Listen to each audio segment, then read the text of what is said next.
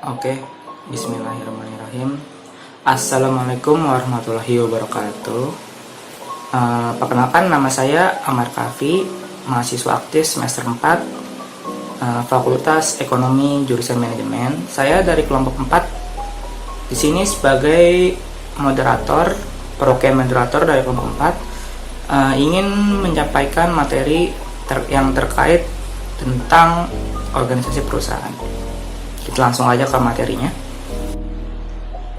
Sebelumnya saya izin untuk memperkenalkan anggota kelompok saya sendiri. Yang pertama, saya sendiri adalah Amar Kahfi, lalu ada Melin Dwi Bartani, ada Yasirli Yusia, ada Novi Estirawati, dan yang terakhir adalah Muhammad Rizky Ramdan. Oke, langsung lanjut aja kita ke materinya. Yang pertama adalah pengertian organisasi. Organisasi perusahaan adalah suatu proses menjadikan tempat orang-orang berinteraksi untuk mencapai tujuan perusahaan. Organisasi perusahaan juga merupakan suatu rangka dasar yang menjadi tempat orang-orang melangsungkan kegiatan untuk menerima, menyimpan, mengolah, dan menyajikan informasi dan serta merawat aktifat. Lanjut. Metode pengadaan masukan.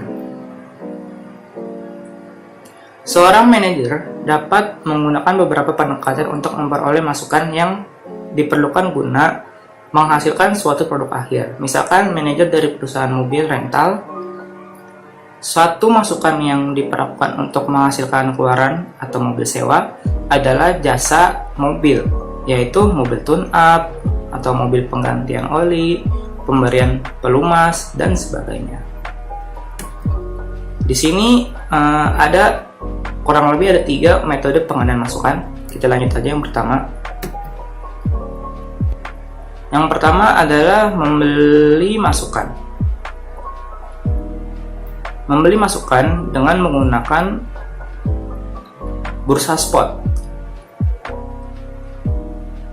Salah satu metode perolehan masukan menggunakan pasar spot. Pasar spot atau spot exchange terjadi ketika pembeli dan penjual dari suatu masukan bertemu, bertransaksi, dan kemudian berpisah. Jika manajer dari suatu perusahaan sewa mobil hanya membawa mobil ke salah satu dari banyak perusahaan yang memberikan servis mobil dan membayar servis itu, manajer itu menggunakan pasar spot untuk memperoleh servis mobil. Yang kedua adalah memperoleh masukan melalui sebuah kontrak.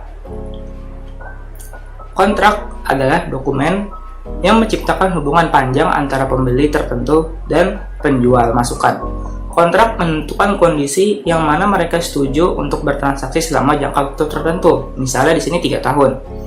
Contoh, manajer dari perusahaan sewa mobil tersebut dapat memilih untuk membakukan hubungan dengan perusahaan tertentu yang menservis mobil dengan menandatangani kontrak. Kontrak demikian menjelaskan sebagai rangkaian servis yang dicakup, seperti harga tiap servis dan lama mobil diservis. Selama persyaratan servis mobil dipahami sebelumnya, pihak-pihak yang membahas semua isu penting dalam kontrak. Namun, jika servis yang dibutuhkan selama ketentuan kontrak sangat besar, atau jika beberapa jenis mogok terjadi, kontrak itu bisa saja tidak lengkap. Sebuah kontrak tidak lengkap jika misalkan sebuah mobil membutuhkan transmisi baru dan kontraknya tidak menjelaskan harga untuk jasa servis ini. Tentu saja ini membuka pintu perdebatan antara kedua pihak yang terkait. Harga servis yang dibutuhkan tetapi tidak diutarakan dalam kontrak. Yang terakhir adalah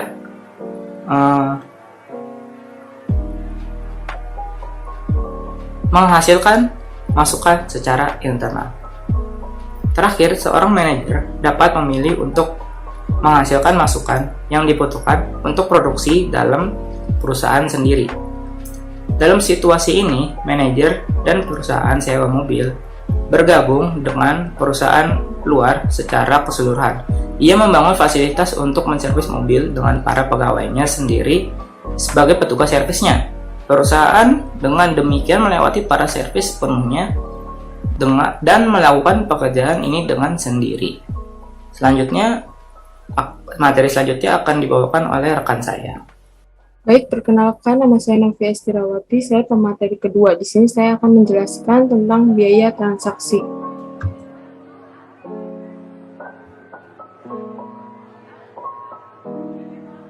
Ketika suatu perusahaan memperoleh suatu masukan, perusahaan dapat terkena biaya yang melebihi biaya sebenarnya yang dibayarkan pada pemasok masukan. Biaya ini dikenal sebagai biaya transaksi atau transaction cost dan memainkan peran krusial dalam menentukan pengadaan masukan optimal. Biaya transaksi guna memperoleh masukan adalah biaya mencari penjual masukan, menegosiasikan tingkat harga masukan yang akan dibeli dan mempergunakan masukan itu. Di sini ada jenis-jenis investasi khusus.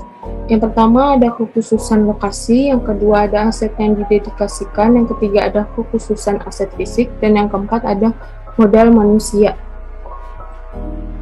Yang pertama ada kekhususan lokasi. Kekhususan lokasi terjadi ketika pembeli dan penjual suatu masukan harus menempatkan pabriknya dekat satu sama lain agar dapat bertransaksi. Contohnya, pembangkit listrik seringkali terletak dekat dengan tambang batu bara tertentu untuk meminimalkan biaya transportasi perolehan batu bara.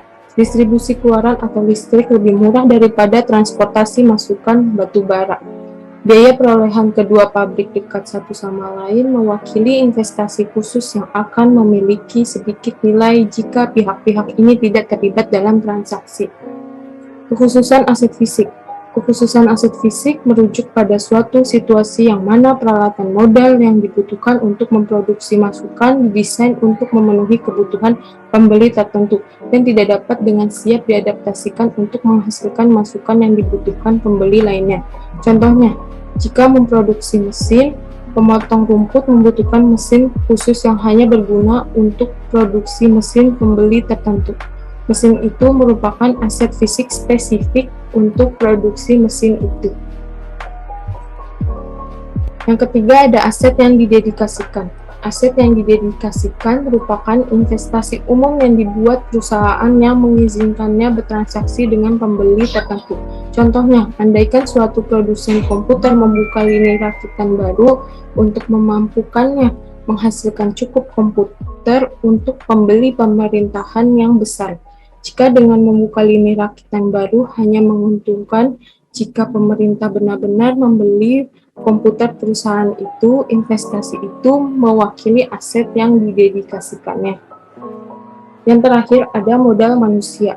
Jenis keempat dari investasi khusus adalah modal manusia. Dalam banyak hubungan pekerjaan, pekerja harus mempelajari keahlian khusus untuk bekerja di perusahaan tertentu. Jika keahlian itu tidak berguna atau dapat ditransfer untuk pemberi kerja lainnya, mereka mewakili investasi khusus. Sebagai pemateri ketiga, perkenalkan, nama saya Melindy Bartani. Di sini saya akan menjelaskan tentang implikasi investasi khusus. Sekarang, setelah memiliki pemahaman luas mengenai investasi khusus dan transaksi hubungan spesifik, kita akan mempertimbangkan bagaimana kehadiran investasi khusus dapat mempengaruhi biaya transaksi perolehan masukan. Ada beberapa yang termasuk dalam implikasi khusus. Yang pertama, tawar-menawar yang mahal. Yang kedua, kurangnya investasi. Dan yang ketiga, oportunisme dan masalah hold up.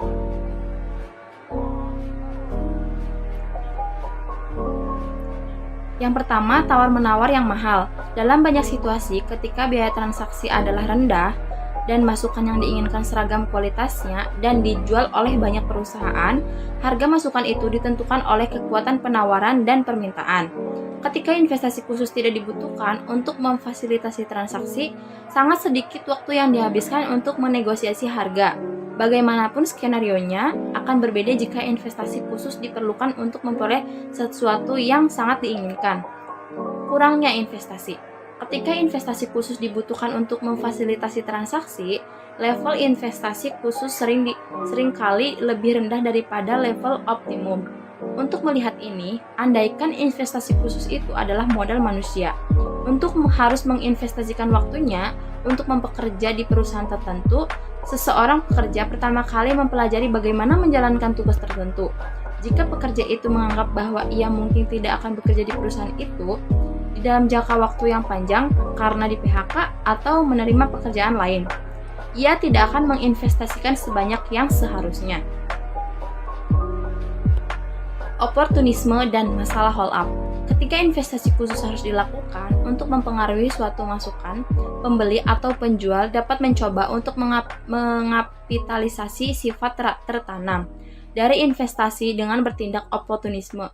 Agar konkret, andaikan pembeli suatu masukan harus membeli investasi khusus 100, misalnya biaya verifikasi kualitas masukan pemasok tertentu. Manajer itu mengetahui bahwa ada banyak perusahaan yang bersedia untuk menjual masukan pada harga 100, sehingga ia mendatangi salah satu daripada pemasok secara acak dan menghabiskannya 10 untuk menginspeksi masukan yang tersedia. Di sini saya akan menjelaskan tentang pengadaan masukan optimal. Sekarang kita akan menguji bagaimana manajer harus memperoleh masukan dengan cara yang meminimalkan biaya.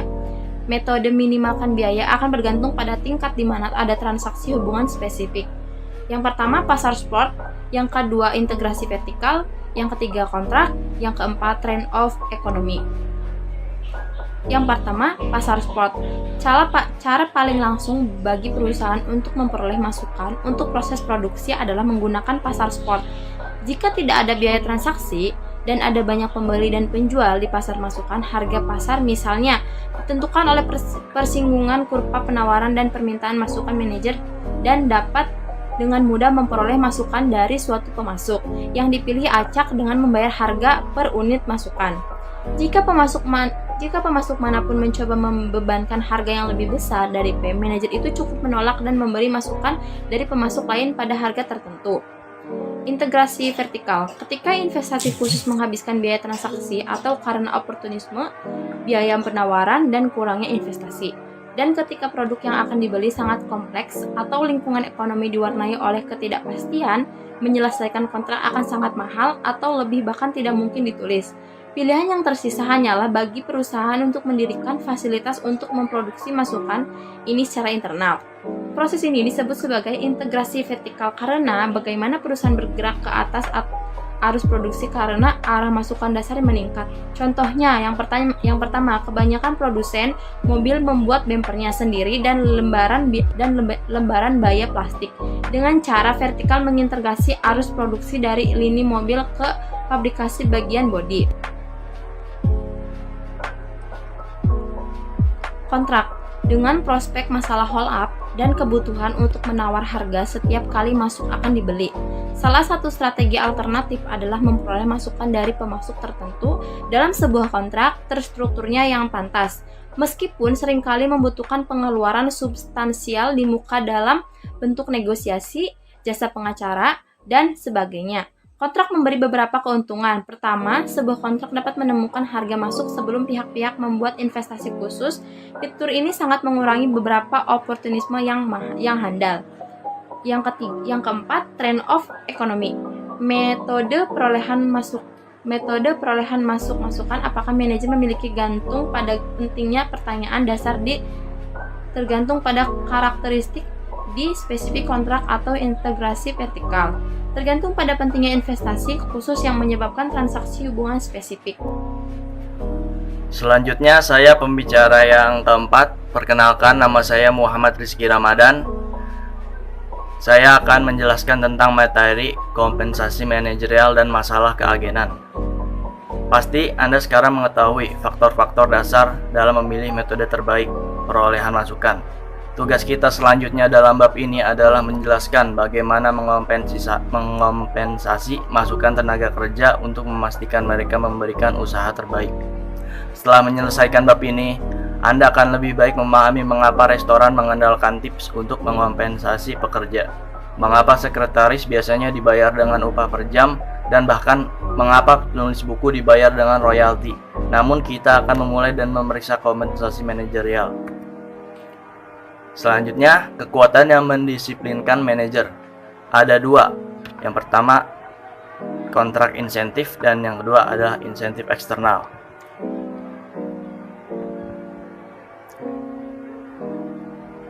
Dan apa itu kontrak insentif? Kontrak insentif umumnya direktur eksekutif dari sebuah perusahaan menerima opsi saham dan bonus lainnya yang secara langsung berhubungan dengan isba. Mungkin menggiurkan untuk berpendapat bahwa CEO yang memperoleh lebih dari $1 juta per tahun menerima kompensasi yang berlebihan. Apa yang penting bagaimanapun adalah bagaimana para eksekutif itu memperoleh $1 juta. Jika penerimaan karena bonus kinerja yang besar, mungkin akan menjadi sebuah kesalahan untuk mengurangi kompensasi eksekutif. Lalu, apa itu insentif eksternal? Insentif eksternal merupakan analisis sebelumnya berfokus pada faktor-faktor dalam perusahaan yang memberikan manajer insentif untuk memaksimalkan laba. Di samping itu, kekuatan di luar perusahaan sering memberikan insentif pada manajer untuk memaksimalkan laba. Reputasi manajer memiliki mobilitas kerja yang meningkat ketika mereka dapat menunjukkan kepada perusahaan lain bahwa mereka memiliki keahlian manajerial yang diperlukan untuk memaksimalkan laba. Mahal untuk menjadi manajer yang efektif, banyak waktu yang harus dihabiskan untuk mengawasi pekerja dan merencanakan rencana produksi. Selanjutnya, masalah keagenan manajer pekerja. Kalau ketika kita memperkenalkan masalah keagenan, pemilik perusahaan dipandang memiliki tujuan yang berbeda dari manajer. Tidak ada yang khusus mengenai hubungan manajer pekerja yang memunculkan masalah keagenan. Tentu saja ada persoalan serupa antara manajer dan pekerja yang ia awasi. Untuk memahami hal ini, andaikan manajer dibayar suatu fraksi laba sehingga memiliki insentif untuk meningkatkan laba perusahaan, manajer tidak dapat berada di beberapa tempat pada waktu yang sama sehingga tidak dapat memonitor setiap pekerja, bahkan sekalipun ia mau. Selanjutnya, perkenalkan saya Sri Yusi Eksania sebagai pemateri kelima akan menjelaskan materi mengenai solusi untuk masalah keagenan manajer pekerja. Yang pertama ada solusi pembagian laba. Suatu mekanisme yang dapat digunakan manajer untuk meningkatkan suatu pekerja adalah dengan melakukan pembagian laba atau profit sharing, yang membuat kompensasi pekerja bergantung pada profitabilitas perusahaan. Dengan menawarkan pekerja kompensasi yang terikat dengan profitabilitas, akan memberikan insentif bagi pekerja untuk berusaha lebih. Yang kedua ada pembagian penerimaan. Mekanisme lainnya untuk mendorong usaha yang lebih keras dari pekerja adalah dengan melakukan pembagian penerimaan atau revenue sharing. Mengaitkan kompensasi dengan penerimaan mendasar perusahaan. Contoh dari jenis skema ini adalah tip dan komisi penjualan. Contohnya yaitu para pramusajib umumnya dibayar dengan upah yang sangat rendah dan kemudian ditambah dengan tip. Tip sederhananya merupakan komisi yang dibayarkan oleh orang yang dilayani. Jika pelayan bekerja dengan buruk, maka tip yang dihasilkan pun akan menjadi rendah. Tapi, jika pekerja bekerja memuaskan, tip biasanya akan jauh lebih tinggi. Yang ketiga ada tingkat unit. Salah satu metode kompensasi alternatif adalah membayar pekerja berdasarkan tingkat unit daripada upah per jam yang tetap. Contohnya yaitu dengan membayar pengetik jumlah tetap per halaman yang diketik. Pembayaran kepada pengetik bergantung pada keluaran yang dihasilkan. Untuk menghasilkan lebih banyak uang, pengetik itu harus mengetik lebih banyak halaman selama periode tertentu. Dan yang terakhir ada solusi dengan jam waktu dan check spot. Banyak perusahaan menggunakan jam waktu untuk membantu manajer dalam memonitor pekerja. Namun, jam waktu umumnya tidak berguna dalam menyelesaikan masalah keagenan. Jam waktu secara esensial didesain untuk memverifikasi kapan pekerja tiba dan pulang kerja. Jam waktu tidak memonitor usaha, tapi melainkan hanya mengukur kehadiran di tempat kerja pada awal dan akhir hari kerja. Suatu mekanisme yang lebih berguna untuk memonitor pekerja adalah dengan manajer menggunakan check spot di tempat kerja. Dalam hal ini, manajer memasuki tempat kerja dari waktu ke waktu untuk memonitor pekerja. Dan yang terakhir ada kesimpulan. Dalam pembahasan di atas, kita memeriksa pilihan institusional optimal untuk pengadaan masukan dan masalah keagenan karena terkait dengan kompensasi manajer dan insentif pekerja. Manajer harus memutuskan masukan mana yang akan dibeli dari perusahaan lain dan masukan mana yang akan diproduksi oleh perusahaan sendiri. Pasar spot umumnya merupakan alternatif paling diinginkan ketika ada banyak pembeli dan penjual dan biaya transaksi yang rendah. Pasar spot menjadi kurang menarik ketika investasi khusus yang substansial menciptakan oportunisme, yaitu menyebabkan biaya transaksi terkait dengan penggunaan pasar. Ketika biaya transaksi pasar tinggi, manajer mungkin ingin membeli masukan dari suatu pemasok spesifik dengan menggunakan kontrak atau alternatifnya meninggalkan pasar sepenuhnya dan mendirikan anak perusahaan untuk menghasilkan masukan yang diperlukan secara internal. Dalam lingkungan kontrak yang cukup sederhana, sebuah kontrak bisa jadi solusi yang paling efektif. Akan tetapi dengan lingkungan kontrak menjadi lebih kompleks dan tidak pasti, produksi internal melalui integrasi vertikal menjadi sebuah strategi manajerial yang menarik. Sekian, terima kasih dari presentasi kami. Mohon maaf bila ada kesalahan kata atau kesalahan dalam penyebutan kalimat. Wabillahi taufiq wal hidayah. Wassalamualaikum warahmatullahi wabarakatuh.